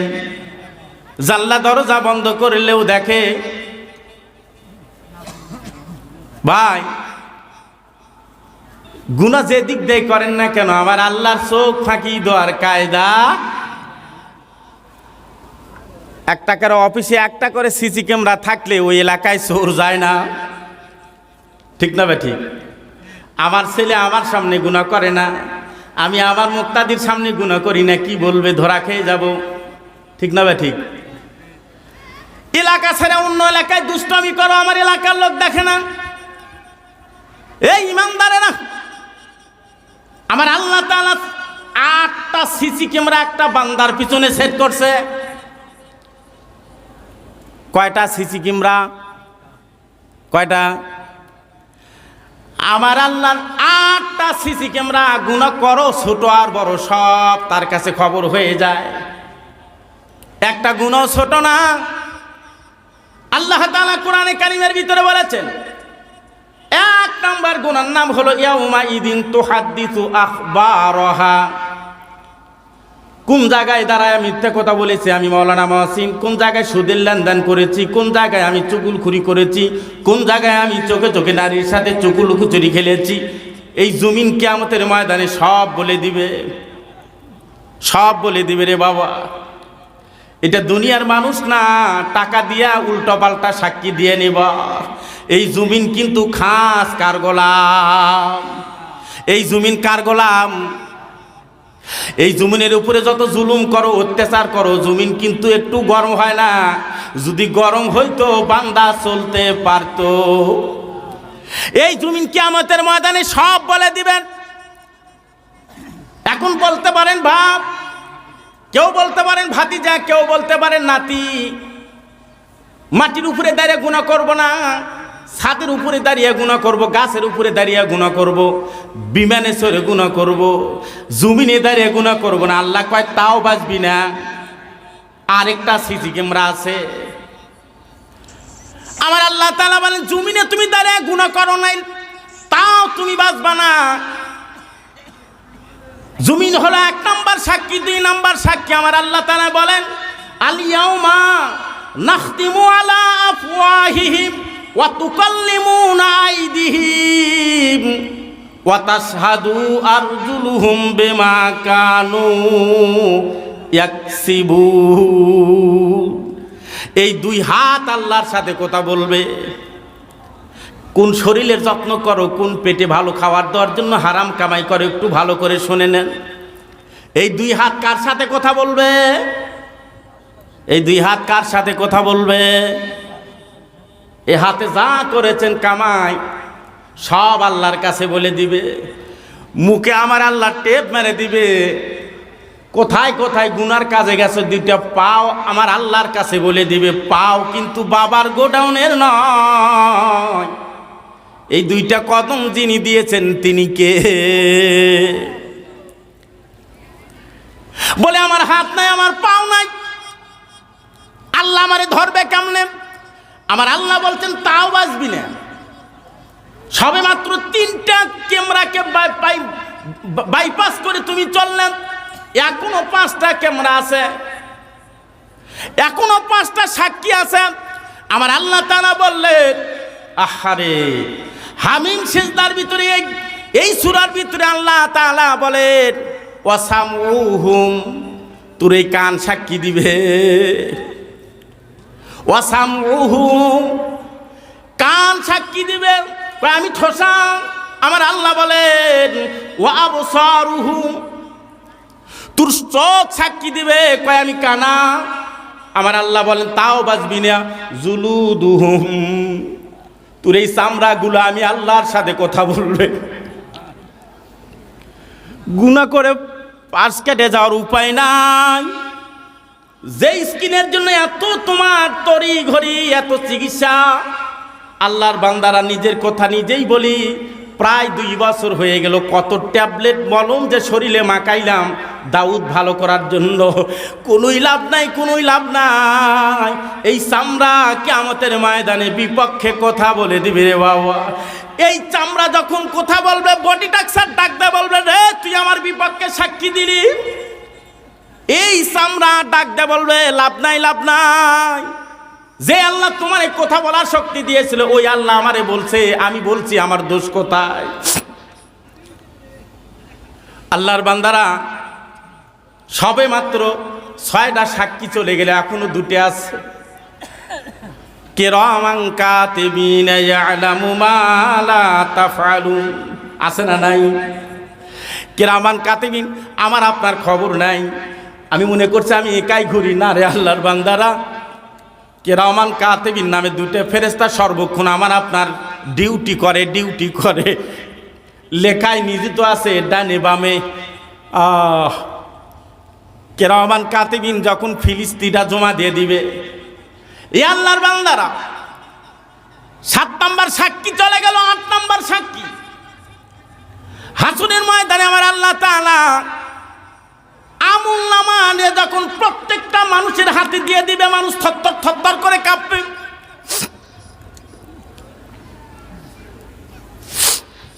যারা ডান হাতে পাবে আনন্দ করবে, আর যাদেরকে বাম হাতে দিবে তাদের অবস্থা বড় ভয়ানক, তাদের অবস্থা বড় ভয়ানক। গুনাহ করবা, সাবধানে গুনাহ করো, আমার আল্লাহকে ফাঁকি দেওয়ার কোনো উপায়। আল্লাহর বান্দা যুবক একিনের দিকে তাকায় আছে, তাওয়াক্কুলের দিকে তাকায় আছে। আমার আল্লাহ আমাকে খাওয়াইতে পারে, আমার আল্লাহ পারে না? এই যে আমার মাথার উকুন, এর খাবার কে দেয়? এত দামি সাবান, এত দামি শ্যাম্পু, এত দামি তেল ব্যবহার করি, আর বাচ্চার মতন মাথায় বসে বসে ঘুমায় আর খায় আর পায়খানা করে। মশার রিজেক কে দেয় বাবা? মশার রিজেক কে দেয়? এই যুবকের ইয়াকিন হলো আমার আল্লাহ আমারে খাওয়াইতে পারে। সুবহানাল্লাহ, আল্লাহ পারে না? আর যুবক খুব ধীর গতিতে হাঁটছে, শরীরে শক্তি নাই। তাকায় দেখে একটা টাটকা সেব ফল ভেসে যাচ্ছে। যুবকের নজর পড়ার সাথে সাথে অটোমেটিকলি ব্রেক হয়ে গেল। ওই স্রোতের ভিতরে সেব ফলটা সেখানে অবস্থান করে দাঁড়ায় আছে। আল্লাহু আকবার। পেটে ক্ষুধা দাউ দাউ করে চলছে। যুবক নদীর কিনার থেকে নিচে গিয়ে সেব ফলটা হাতে নেওয়ার পরে বড় চমৎকার একদম টাটকা টষ্টসা খাইয়ে ফেলাইছে। খাইয়া মুসরে উঠা জেহেনের ভিতরে ধাক্কা লাগতেছে, সিগন্যাল আসতেছে, কি সর্বনাশটা করলাম বলে, কি করলাম? এই সেব ফলের মালিকের অনুমতি না নিয়ে তুমি যে খাইলে, তুমি কয় নাম্বার তাওয়াক্কুলওয়ালা? রাসূলুল্লাহ সাল্লাল্লাহু আলাইহি ওয়াসাল্লাম বলছেন, মালিকের অনুমতি ছাড়া কোনো সম্পদ গ্রহণ করা কারো জায়েজ। কি সর্বনাশ করলাম আমি! না খেয়ে না হয় মারাই যাইতাম, আমি কেন সেব ফলটা খাইলাম? আরে হিসাব আমি কেমনে দিব? এই হিসাবটা আমি কেমনে দেব? এখন যুবক এই সেব ফল যার, তার কাছ থেকে মাপ লওয়ার জন্য তার কাজ শুরু হয়ে গেছে। নিজ দিকে না যায় আবার সেই উপর দিকে যাওয়া শুরু করছে। একটা জিনিস চিন্তা করছেন, যেহেতু নদীর ভিতর থেকে ভেসে আসছে সেব ফলটা, অবশ্যই বাগানটা নদীর কিনারে হওয়া লাগবে। কথা বলেন ঠিক কিনা? অনেক কষ্ট করে উনি বাগান পেয়ে গেলেন। বাগান পাওয়ার পরে তার ভিতরে একটা শান্তি ফিরে আসলো। বাগান যখন পাইছি, মালিকও পেয়ে যাব। মালিককে খুঁজে বের করলেন। সালাম কালাম হয়ে গেল, বাড়ি কোথায়, নাম কি, চাও কি? এইবার যুবক 22 থেকে 23 বছরের বয়সওয়ালা যুবক ডাকতে বলে, মালিক আমি তো মুসাফির, আমি তো সফর করার জন্য বের হয়েছি। আমার হালাত, আমি বড় ক্ষুধার্ত, পকেটে টাকাও নাই, বাজার ঘাটও নাই, আমি খানা পাচ্ছি না, আমি দুর্বল হয়ে গেছি। আমি নদীর কিনার দিয়ে চলতেছিলাম, আপনার বাগানের একটা পাকা ফল পানিতে পড়ে ভেসে যাচ্ছিল, আমি উঠে খাইছি। ও মালিক, আমি তো অন্যায় করে ফেলেছি, হারাম খেয়ে ফেলেছি, আমাকে আপনি মাফ করে দেন। একটু আওয়াজ দিয়ে বলেন না সুবহানাল্লাহ। নদীর পানিতে ভেসে যাচ্ছে, এই ফলটা তুলে খাওয়ার পরে যদি মাপ লওয়া লাগে, আমার আপনার হালত কি? মালিক শোনার পরে নীরব হয়ে গেলেন, জবানে কোনো কথা নাই, স্তব্ধ হয়ে শুনতেছিলেন কথা। জীবনে এমন একটা যুবক আমার নজরে পড়বে কোনোদিন চিন্তা করি নাই। বাগানে মালি রাখছি, সিকিউরিটি আছে, কত গার্ড আছে, এরপরও ফল থাকে না। আর একটা ফল নদীতে ভেসে গেছে, যুবক খাইছে, ওইটা মাপ চাওয়ার জন্য আমার কাছে আসছে। আমি ব্যাপারটা বুঝে শেষ করতে পারতেছি না। আল্লাহর বান্দার কোনো জবান নাই, কথা নাই, দাঁড়ায় গেছে দাঁড়ায় গেছে দাঁড়ায় গেছে। লম্বা সময় পর যেন তার দৃষ্টিশক্তি ফিরে আসছে, চেতনা ফিরে আসছে। এইবার আল্লাহর বান্দা ডাকতে বলে, বাবা অন্যায় যখন করেই ফেলছো, এত সহজে মাপ পাওয়া যাবে না, আমার কিছু শর্ত আছে। কি আছে? এখন যুবক কয়, আমার গুনাহ মাপ নিতে যাইয়া যত কঠিন শর্তই পালন করা লাগ না কেন, আমি তাও মাপ নিয়ে এখান থেকে যাব। গুনাহ ছোট হলেও বিপদ, বড় হলেও বিপদ। গুনাহ নিয়ে কেউ ঘুমায়েন না, গুনাহ নিয়ে কেউ চলেন না। মরণ যে কখন ঠাস করে পড়বেন আর মরবেন বলা যায় না। একবার নিঃশ্বাস যদি ভারী হয়ে যায়, কেউ পাতলা করে দিতে পারে না।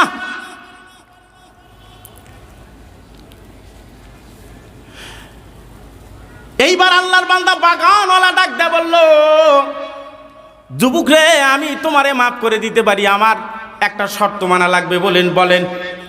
কয়, আমার একটা মেয়ে আছে, জন্মের কালো, তরকারি পাতিলের তোলার চাইতেও কালো, কানা, বোবা, লেংরা, বধির, সব পাশপাতি নষ্ট, বিয়ে করা লাগবে। কি করা লাগবে? যুবক কয়, তাও রাজি, আমি গুনাহ মাফ করায় নিতে চাই। আল্লাহু আকবার। গুনাহ তো আমার আপনার কাছে কাঁচা মরিচ আর কাঁচা পেঁয়াজের মতো, পান্তা ভাতের মতো। এ আল্লাহর বান্দারা, এইবার যুবক রাজি হয়ে গেল। মাওলানা মুফিজুল ইসলাম তার কিতাবের ভিতরে লেখছেন, 1 বছর ওই বাগানে কর্মচারী হিসেবে দায়িত্ব পালন করেছেন। নজহাতুল বাসাতিন কিতাবের ভিতরে লেখেন, দায়িত্ব পালন করেন নাই, প্রস্তাবে রাজি হয়েছেন, বিয়ে হয়ে গেছে। রাত্রি যখন অনেক হয়ে গেল, শ্বশুর মশাই হাতখানা ধরে জামাইকে আগায় দিচ্ছে। ওই কামরায় রাত্রিবেলা থাকার বিশ্রাম করার জায়গা, সঙ্গী সাথী দুলোভাই কেউ নাই। শ্বশুরে ঘর দেখায় দিচ্ছেন, কামরা দেখায় দিচ্ছেন, উনি চলে গেলেন। ও মুসলমান, একটা ঘরের থেকে আরেকটা ঘরে যাওয়ার জন্য সালামের প্রয়োজন। আল্লাহ তাআলার বিধান, নবীর তরিকা অনুযায়ী সালাম দেয়া ঢোকা লাগবে। ভাবি ভাবি ভাবি ভাবি, চাচি চাচি করে কোনো বাড়িতে ঢোকা ইসলামে জায়েজ নাই, জায়েজ নাই। কথা বলেন ঠিক কিনা? সালাম দে আল্লাহর বান্দা দরজায় দাঁড়ায় গেলেন। তিনি যেই ঘরে ঢুকেছেন, তার স্ত্রী ওই ঘরে আছে। ওয়ালাইকুম সালাম বলে ঘরের কানিতে খাটে দাঁড়ায় গেলেন। এত সুন্দর চেহারা। যুবক বয়ান করেছেন, আমি আমার 23-22 বছর হায়াতে এত সুন্দর কোনো যুবক শটান দেহের আমি দেখি নাই, যুবতী আমি কোনোদিন দেখি নাই। আমি দরজায় একটা পাও আগে একটা পিছনে, আমি ভাবলাম না জানি একটা আপেল খেয়ে বিপদে পড়ছি। এ শ্বশুর না বাটপার, আল্লাহ কোন কার ঘরে ঢুকলাম। আল্লাহ, ছোট্ট একটা আপেল ফলের জন্য আমি এই প্রস্তাবে রাজি হলাম, ঘরে এসে আরেক বিপদ। বলছে পাও নাই, সুন্দর পাওয়ালা। বলছেন তরকারি পাতিলের চেয়েও কালা। আমি দেখছি অত্যন্ত ফুটফুটে সুন্দর। উনি বলছেন হাত নাই, 2টা সুন্দর হাত, এত সুন্দর তার চেহারা। আল্লাহর বান্দা ব্রেক হয়ে গেলেন। এ আবার কোন মুসিবত, কোন পরীক্ষা না জানি। ঈমান হরণের জন্য, ঈমানটা কেড়ে নেওয়ার জন্য পায়তারা চলছে কিনা। আল্লাহর বান্দারা এমন একটা দুশ্চিন্তার ভিতরে সিদ্ধান্ত করে নিলেন, শ্বশুরও যিনি আমার স্ত্রীর বাবাও তিনি নিজেই যেহেতু আমাকে ঘরের দরজা দেখে দিয়েছেন, সে ঘরে যে রকম মেয়ে থাকুক না কেন আমার জন্য দুরুস্ত আছে, আমার অপরাধ হবে না। আল্লাহু আকবার।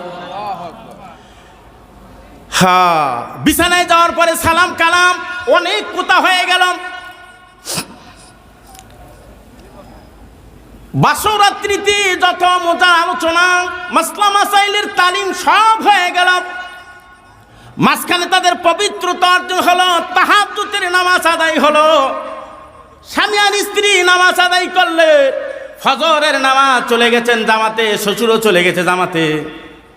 ফজরের নামাজ পড়ে বাসায় ঢুকতেছেন, সালাম কালাম হওয়ার পরে জামাইয়ের মনটা খারাপ, শ্বশুর বুঝতে পারছে রাত্রিবেলা এরকম বাটপারি আর সর্বনাশী আমার সাথে কেন করলেন।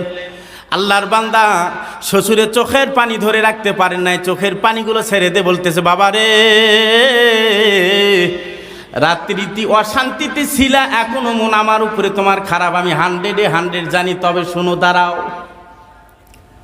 বাবা, আমার একটা কন্যা আমি হাফেজা বানাইছি, আলেমা বানাইছি, কতদিন ধরে কত এরিয়ায় খুঁজলাম, আমি আল্লাহওয়ালা জামাই পাই না। আল্লাহু আকবার। যেই যুবক একটা আপেল ফলের গুনাহ মাফের জন্য 1 বছর গোলামি করতে পারে, কালো মেয়েকে বিয়ে করতে পারে, লুলা মেয়েকে বিয়ে করতে পারে, তুমি যখন আমার কাছে মাপ চাও তখন আমার মাথায় ধরেছে আমার মেয়ের জন্য এটাই যোগ্য পাত্র।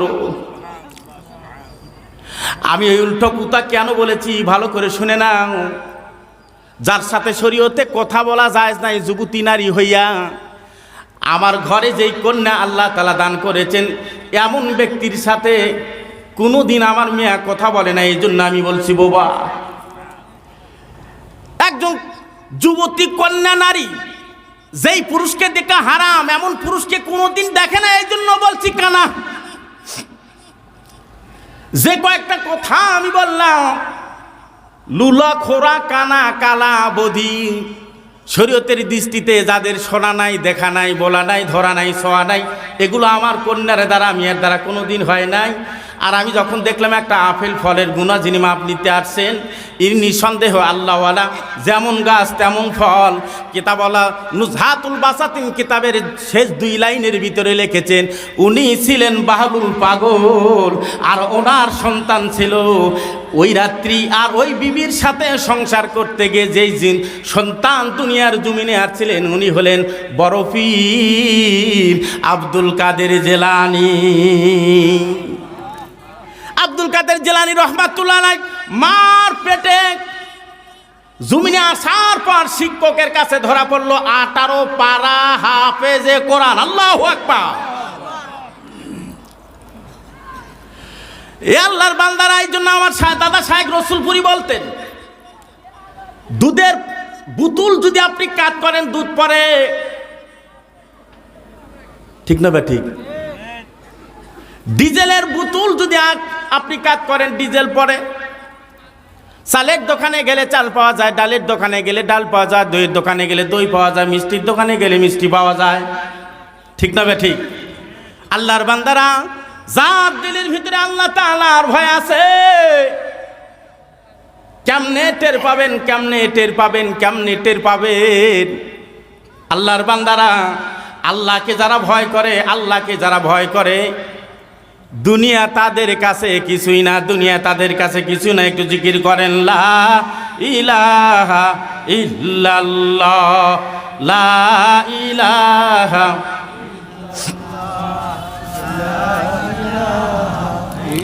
লা ইলাহা ইল্লাল্লাহু মুহাম্মাদুর রাসূলুল্লাহ সাল্লাল্লাহু আলাইহি ওয়াসাল্লাম।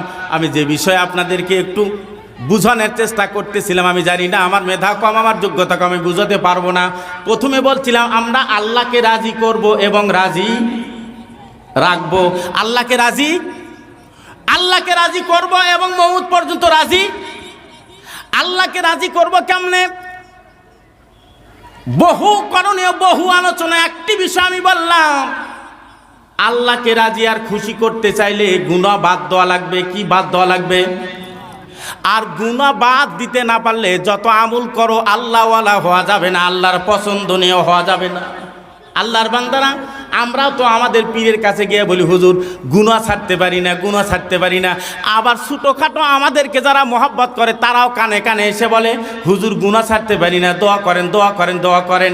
এই যে গুনাহ ছাড়তে পারি না, গুনাহ ছাড়ার কয়েকটা একটু টিপস আপনারা একটু শুনে রাখেন। আল্লাহর বান্দারা আশরাফ আলী থানভী রহমাতুল্লাহ আলাইহি বয়ান করেন, আল্লাহর বান্দারা গুনাহ ছাড়ার কিছু পদ্ধতি অবলম্বন করলে গুনাহ থেকে বাঁচা যাবে।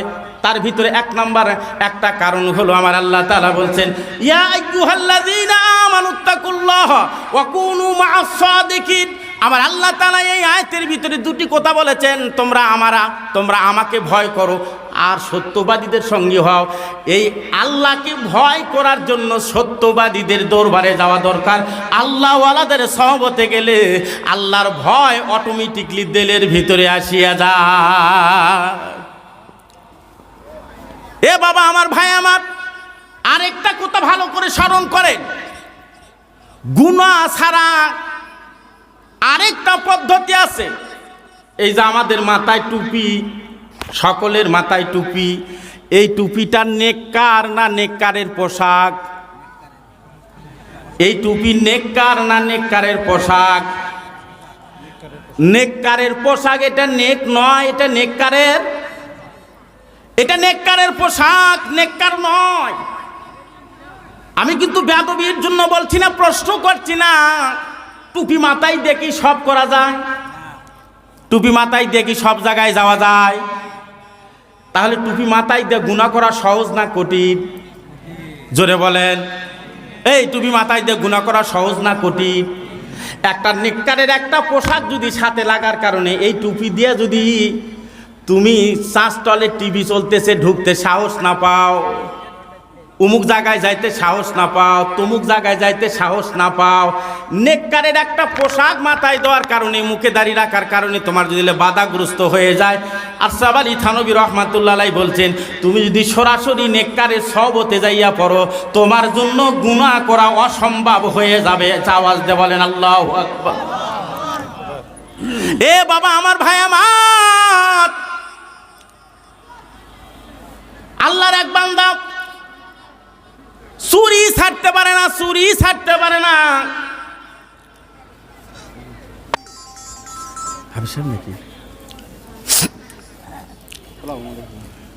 একটু জিকির করেন, লা ইলাহা ইল্লাল্লাহ। কেটে দিছে জোরে, লা ইলাহা ইল্লাল্লাহ, লা ইলাহা ইল্লাল্লাহু মুহাম্মাদুর রাসূলুল্লাহ সাল্লাল্লাহু আলাইহি ওয়াসাল্লাম। 3 নম্বর একটা কথা বলে আমি বিদায় নিয়ে চলে যাব। আমার সময় অতি নিকটে চলে আসছে, আগে ছেড়ে দিতাম। এতগুলো মানুষ যদি আগে আসতেন। ও ভাই এলাকাবাসী, 3 নম্বর যে কথাটা বলবো, গুনাহ যখন সামনাসামনি এসে যায়, গুনাহ করার পরিবেশ যখন তৈয়ার হয়ে যায়, একটা কথা স্মরণ করবা। বলে কি কথা স্মরণ করব? আমি যে গুনাহ করি দুনিয়ার কেউ দেখতেছে না, যিনি দেখেন তিনি কে? আরো জোরে বলেন। দুনিয়ার মানুষের চোখ ফাঁকি দেওয়া পারবা, সিসি ক্যামেরা মাইনাস করে চুরি করতে পারবা, আমার আল্লাহর চোখ ফাঁকি দেওয়ার কোনো কায়দা? আমার আল্লাহ দিনেও যেমন দেখে, রাতেও তেমন দেখে, আলোতেও যেমন দেখে, অন্ধকারেও তেমনি দেখেন তিনি কে? আমার আল্লাহ বলেন, আলাম ইয়ালাম বিআন্নাল্লাহা ইয়ারা। তুই কেমনে গুনাহ করিস, আমি তো তোর দিকেই তাকায় আছি। মার সামনে হালাল স্ত্রীর হাত কোনো সচেতন যুবক ধরতে পারে না। ওই বিবিকে চুমা দেওয়া যায় যাচ্ছে, জোরে ধরা যায় যাচ্ছে, কুলে নেওয়া যায় যাচ্ছে। একটা বোনের সামনে বড় ভাই স্ত্রীর হাত ধরতে পারে না, চুমা দিতে পারে না। ওরে ইমানদার, তুমি তোমার মালিকের খবর নিলা না?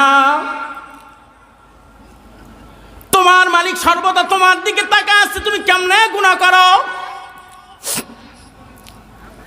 আজকে আমার সন্তান যদি কোনো অন্যায় কাজে যায়, রোদের ভিতরে বাড়ি থেকে বের হয়, রাস্তা দিয়ে হেঁটে রওনা দেয়, কলিজায় লাগে, না জানি কোন ভ্যান তলে বলে এতগুলো রাস্তা মাদ্রাসায় কেমনে রোদের ভিতরে যাবে। আমার আল্লাহ তাআলা বলে, আমার আল্লাহ কিন্তু ডাকে ডাকে বলে, আমি আপনি যখন অন্যায় করতে যাই, গুনাহ করতে যাই, আমার আল্লাহ তাআলাও গুনাহগার বান্দাদেরকে যখন গুনার কাজের দিকে যাওয়া দেখে, আমার আল্লাহ তাআলা ডেকে ডেকে বলে, ইয়া আইয়ুহাল ইনসানু মা গররাকা বিরব্বিকাল কারীম। বান্দারে, তুই আমারে ভুলে কেন ওই দিকে যাচ্ছিস? আমার থেকে দরদি আল্লাহ তুই আবার কাউকে পাইলি? এ আল্লাহর বান্দারা, সব হরিণের দাম কিন্তু বেশি হয় না। যার নাভিতে কি তৈরি হয়, নাভি কস্ত্রী তৈরি হয়, ওই হরিণের দাম বেশি। সকল ইমানদারের কিন্তু দাম আল্লাহর কাছে হবে না। আল্লাহর কাছে ওই ইমানদারের দাম বেশি হবে যার অন্তরে আমার আল্লাহ তাআলার ভয় বেশি হবে, ওর দামটাই আমার আল্লাহর কাছে অধিক পরিমাণে হবে। লা ইলাহা ইল্লাল্লাহ, জোরে লা ইলাহা ইল্লাল্লাহ, লা ইলাহা ইল্লাল্লাহ, লা ইলাহা ইল্লাল্লাহু মুহাম্মাদুর রাসূলুল্লাহ সাল্লাল্লাহু আলাইহি ওয়াসাল্লাম। আল্লাহর বান্দারা, এই জন্য আমি বলতে চাই, আল্লাহকে রাজি করব, আল্লাহকে রাজি রাখবো। আল্লাহ পাক রব্বুল আলামিন আমাদেরকে যখন মৌতের সময় আমাদেরকে যেন ডাক দে, বলে, বান্দারে, আমি তোর উপরে আজ রাজি আছি, আমি তোর উপরে খুশি আছি, তুই আমার কাছে ফেরত আয়, তুই আমার কাছে ফেরত আয়। এমন একটা মৌত যেন আমার আল্লাহ তাআলা আমাদেরকে সকলকে দান করেন, বলে না আমি। আমরা কি মনে করেছি মৌত খাড়াই হবে না, খাড়াই মরবো না। আমাদের কত প্ল্যান, কত প্ল্যান। এই যে গরু পালতেছি, ঋণ শোধ করব, বাড়িটা ভালো করব, হ্যাঁ, এই করব সেই করব। গত সোমবারের দিন ঠাস করে একটা পড়লো আর মরলো। আমার প্ল্যানের আপনার প্ল্যানের কোনো দাম নাই। প্ল্যান মাস্টারকে, প্ল্যান মাস্টার আমার আল্লাহ। কয়দিন বাঁচবা, কয়দিন বাঁচবা, এই প্ল্যান তোমার হাতে নাই, এই প্ল্যানের মালিক আমার আল্লাহ। ইমাম মালিক রাহমাতুল্লাহ আলাইহি বহুত বড় আলেম ছিল। বাইতুল্লাহর ভিতরে 40 বছর কোরআন হাদিসের দর্শ দিয়েছেন। শেষ বয়সে যখন বয়সটা ভাটি লেগে গেছে, উনি নিয়ত করেছেন, আমি মদিনায় থাকবো, যেই জায়গায় নবী শুয়ে আছে আমি ওই জায়গায় থাকবো। মদিনায় চলে গেলেন গাড়ি নিয়ে। কিন্তু হজের মৌসুম যখন আসছে, মানুষ সাদা কাপড়ের এহরাম বেঁধে যখন মক্কার দিকে আসে, পাগলের মতন ছোটাছুটি করে। ভাই, মক্কা মদিনার একটা তাসির আছে, মক্কা মদিনার একটা তাসির আছে। যারা মক্কা মদিনা একবার চোখে দেখে আসছে, হজের মৌসুম আসলে ওদের মনে শান্তি থাকে না। আমি নিজে বাস্তব 17 দিনের ভিতরে 7 দিন মদিনায় ছিলাম। মক্কার আজান এসে মদিনার আজান কলিজায় বেশি লাগে। মক্কার আজানের চাইতে মদিনার আজান কলিজায় ইমানদারের বেশি লাগে। আজান হওয়ার পরে কোনো হাজি বাসায় থাকতে পারে না, ছুটাছুটি করে দৌড়াদৌড়ি করে মসজিদে নববী যাওয়ার জন্য। ইমাম মালিক রাহমাতুল্লাহ আলাইহি পেরেশান হয়ে গেছে, আমি যদি হজ করতে যাই মক্কায় মারা যায়, মক্কার মানুষ আমার লাশ মদিনায় দিবে না, কারণ আমার আজমত আর মর্যাদা তারা জানে, আমাকে সম্মান করতে জানে। পেরেশান হয়ে গেছে। হঠাৎ করে রাসূলুল্লাহ সাল্লাল্লাহু আলাইহি ওয়াসাল্লামের একটা হাদিসের কথা মনে পড়ছেন। রাত্রি ইশারের পরে 2 রাকাত নামাজ পড়ে ইস্তেখারা করলেন, আল্লাহর কাছে দোয়া করলেন, আল্লাহ, আমি হজ করে ফিরে আসতে পারবো কিনা। আমার কলিজা মানে না, জীবনের শেষবারের হজটা আমি করতে চাই, মদিনা মক্কায় যাইতে চাই। রাত্রিবেলা শুয়ে পড়ছে, দোয়া করিয়া ফসল যে তার দোয়ার হবে এইটা শুরু হয়ে গেছে। ইমাম মালিক রাহমাতুল্লাহ আলাইহি বলে, রাত্রিবেলা স্বপ্ন দেখতেছি মসজিদে নববীর ভিতরে একটা বৈঠক বসে গেছে, দামি দামি সাহাবী। আওয়াজ দিয়ে বলেন আল্লাহু আকবার। ওই দামি সাহাবীদের মজমার সভাপতি হলেন আমার নবী। আল্লাহু আকবার। নবী আমার বসা, ওই মজমায় আমি ইমাম মালিক। সাহাবীরা এত আদবের সাথে বসে আছে, নাকের নিঃশ্বাস বের হচ্ছে, এই আওয়াজটাও আমার কানে আসে। আমি দাঁড়ায় গেলাম, নবীকে ডাক দিয়ে বললাম, নবী গো, আমি তো আপনার প্রেমে মদিনায় আসছি, আমি মদিনায় ছাড়তে চাই না, কিন্তু বাইতুল্লাহর প্রেমও থামাইতে পারি না। হজ করে আসতে পারবো না কি নবী? যদি আসতে পারি তাহলে হজে যাব, না আসতে পারলে যাব না। আমি কয়দিন বাঁচবো? আল্লাহর নবী মুস্কি হাসি দিয়ে ইশারা করলেন। ইমাম মালিক বলেন, ঠিক ওই টাইমে আমার ঘুমটা ভেঙে গেল। ঘুম থেকে উঠে পেরেশানি, মালুম নেহি হায়, আমার জেহেন ধরতেছে না। নবী আমারে 5 দিনের কথা করলেন, 5 বছরের কথা বললেন না, 5 সপ্তাহের কথা বললেন, 5 ঘন্টার কথা বললেন। আমি এখন কার উপরে আমল করি? 5 দিন আর 5 সপ্তাহের কথা যদি বলে আমি গেলে তো ধরা খেয়ে যাব। পেরেশান। ফজরের নামাজ আদায় করে খাদেমকে ডাক দে, বলে আমার এই স্বপ্নটা ইবনে সিরিন রহমাতুল্লাহ আলাইহির কাছে নিয়ে যাও, নাম বলবা না, তাবির করে নিয়ে আসো। খাদেম যে ইবনে সিরিন রহমাতুল্লাহ আলাইহি বাদ ফজরে মানুষের লাইন ধরতো স্বপ্নের তাবিরের জন্য, ওই লাইনে দাঁড়ায় গেছে। ওই সিরিয়াল পর্যন্ত যখন আসছে, ইবনে সিরিন রহমাতুল্লাহ আলাইহির সামনে ওই যুবকটা দাঁড়ায় বলে, হযরত স্বপ্নে দেখছে রাসূলুল্লাহ মজবায় বসে আছে, কেউ জিজ্ঞাসা করছে কয়দিন বাঁচবো, নবী এই রকম ইশারা করছেন, এর মানে কি? ইবনে সিরিন আসনে বসে ওই স্বপ্ন যিনি বর্ণনা করতেছেন তার দিকে তাকান, আবার নিচে তাকান। কিছুক্ষণ পর ডাক দেয়, বলে রে যুবক, স্বপ্ন দেখছে কে? তার নাম কয়, নাম বলতে মানা আছে। ইবনে সিরিন বললে, সকল মানুষের স্বপ্নের তাবির হবে, শুধুমাত্র তোর স্বপ্নের তাবির হবে না, যতক্ষণ পর্যন্ত যিনি স্বপ্ন দেখছে তার নাম না বলবা তাবির হবে না। খাদেম নিরুপায় হয়ে দৌড় ইমাম মালিক রহমাতুল্লাহ আলাইহির কাছে এসে বলতেছে, হযরত ইবনে সিরিন রহমাতুল্লাহ আলাইহি বলছেন নাম না বললে তাবির করে দেবে না। ইমামে মালিক রহমাতুল্লাহ আলাইহি বলে, আমার বন্ধুর কাছে আমার বুজুর্গি ফাঁস হয়ে গেল, নাম না বললে যেহেতু তাবির দিবে না, যাও বলো আমার কথা বলে দাও। দাঁড়ায় বলতেছে, হযরত ইমামে মালিক রহমাতুল্লাহ আলাইহি রাত্রিবেলায় স্বপ্ন দেখেছে। ইবনে সিরিন রহমাতুল্লাহ আলাইহি আল্লাহ তাআলার শুকরিয়া আদায় করে বলতেন, আমার শোনার পরই মনে হয়েছে আমার বন্ধু ছাড়া এমন স্বপ্ন কেউ দেখতে পারে না। আল্লাহু আকবার। ইবনে সিরিন রহমাতুল্লাহ আলাইহি ডাকতে বললেন, রে খাদেম, আমার বন্ধুরে যাইয়া সূরাতুল লোকমান 34 নম্বর আয়াত ব্যাখ্যা পড়তে বলো। আমার আল্লাহ তাআলা বলছেন 5টা জিনিসের ইলম কাউকে দেই নাই। কয়টা জিনিস? জোরে বলেন, কয়টা জিনিস? তার ভিতরে কিয়ামত কবে হবে বিজ্ঞানীরা যতই বলুক না কেন, আল্লাহ না চাইলে, পেলান না পাঠাইলে কিয়ামত হবে না, এটা 1 নাম্বার ইলম। বৃষ্টি কবে হবে এটা দুনিয়ার মানুষ বললে হবে না, আবহাওয়া অফিস প্রচার করলেও হবে না। কবে বৃষ্টি নামবে এই প্ল্যান কার হাতে? জোরে বলেন। এ বাবা আমার, ভাই আমার, মার পেটের ভিতরে কোন সন্তান আছে 120 দিন পারি না হওয়া পর্যন্ত কোনো বিজ্ঞানী, কোনো ডাক্তার, কোনো মেশিন ধরে দিতে পারবে না। 120 দিন পার হয়ে গেলে আমার আল্লাহ যখন কুদরতি হাতে নারী আর পুরুষ চিহ্ন করে দিবে, ওই সময় মেশিনে ধরা পড়বে, ছেলে হবে না মেয়ে হবে। 120 দিন হওয়ার পূর্বে কোনো বিজ্ঞানী নাই বলতে পারে কি সন্তান হবে। আল্লাহু আকবার। আসলে মূলত ছেলে দেওয়ার মালিক আমার আল্লাহ, মেয়ে দেওয়ার মালিক আমার আল্লাহ। বিজ্ঞানীদের বুঝে আসছে এই কথা আগে ফাঁস হওয়ার কারণে অনেক মহিলার উপরে জুলুম শুরু হয়ে গেছে, তালাক শুরু হয়ে গেছে, বিষ খাওয়া শুরু হচ্ছে। বর্তমানে আইন হলো বলা যাবে না, ছেলে দিলেও আল্লাহ, মিয়া দিলেও কে? ছেলে দিলেও আল্লাহ, মিয়া দিলেও আমার আল্লাহ।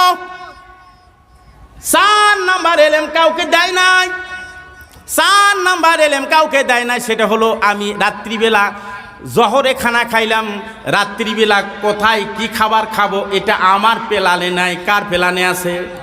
জোরে বলেন। প্ল্যান হলো আমার আল্লাহর হাতে। কার হাতে? আল্লাহর হাতে প্ল্যান। সর্বশেষ যেইটা হলো কোথায় মরব, কোন দিন মরব কেউ জানে না, জানেন কে? আল্লাহু আকবার। যেই বিষয়ে ডেট জানা যায় না, সময় জানানো যায় না, ওই বিষয়ে যদি প্রস্তুতি গ্রহণ না করা যায় বিপদ হওয়ারই সম্ভাবনা বেশি রে বাবা। এই জন্য মৌতের প্রস্তুতি গ্রহণ করি, আল্লাহকে রাজি করব, আল্লাহকে রাজি রাখবো। আল্লাহ পাক রব্বুল আলামিন আমাদেরকে তৌফিক দান করেন, বলেন আমিন। নারায়ে তাকবীর, নারায়ে তাকবীর। দ্বিতীয় বক্তার আগমন, দ্বিতীয় বক্তার আগমন। নারায়ে তাকবীর, মাশাআল্লাহ, জাযাকাল্লাহ। সম্মানিত এলাকাবাসী, আমি এতক্ষণ পর্যন্ত এলোমেলো পরিবেশের কারণে যে সময়টা নষ্ট করলাম, আমি আপনাদের কাছে ক্ষমা চাই, আপনাদের কাছে দোয়া চাই। আমি আপনাদের জন্য দোয়া করি, আমি আমার জন্য দোয়া ভিক্ষে চাই। আমি আমার কথা এখানে শেষ করব। আসুন এলাকাবাসী, আমরা এখানে সেখানে যারা গল্প গুজব করছি চলে আসুন।